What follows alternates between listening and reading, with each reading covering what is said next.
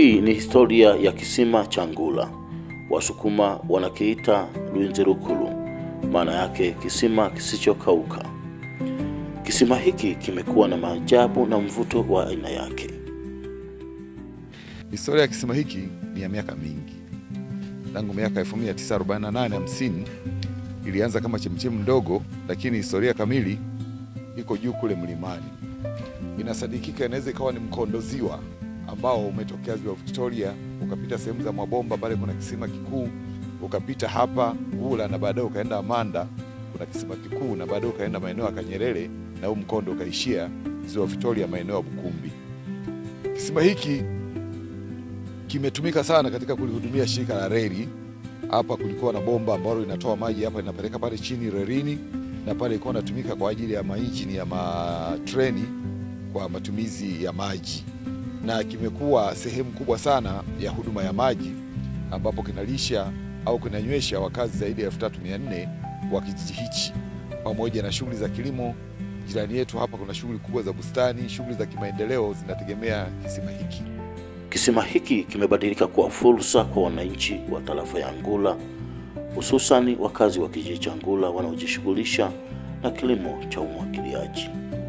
Kwa hiyo katika eneo hili, na mimi ni mkulima ambaye nanufaika zaidi na hiki kisima katika kilimo cha nyanya, miwa, mpunga. Kwa hiyo ndio maana unavyoangalia maeneo haya, hii green hii unaona ni kwa ajili ya manufaa ya hiki kisima. Kwa hiyo wakati wa masika unapofika, hata kiangazi, watu tunanufaika na hiki kisima. Na mimi ndio naniona ninaendelea kunawiri kwa ajili ya hiki kisima.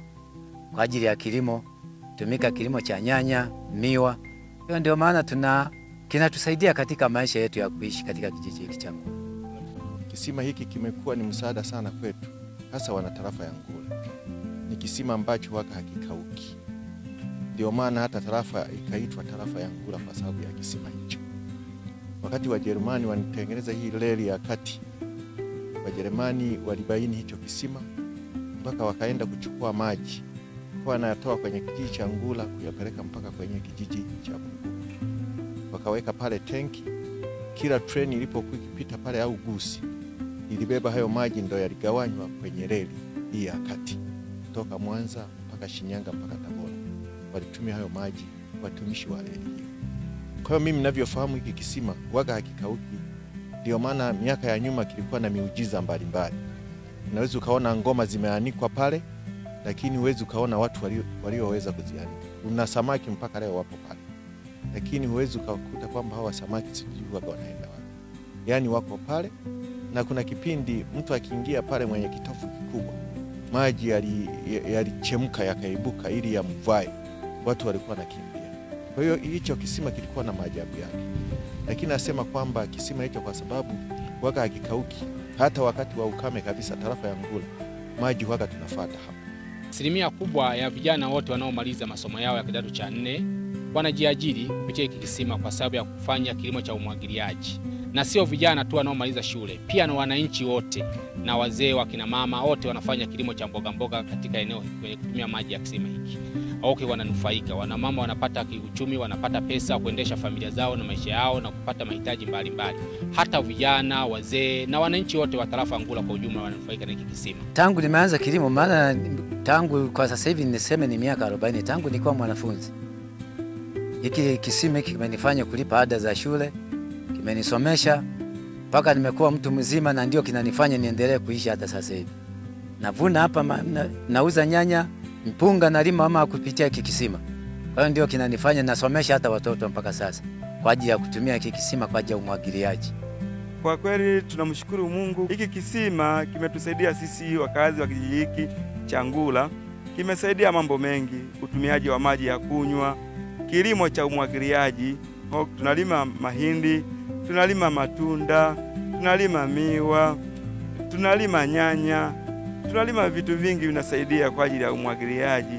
Hiki kisima kinatusaidia sana wana kijiji hiki cha Ngula. Tunamshukuru Mwenyezi Mungu kwa ajili ya hiki kisima.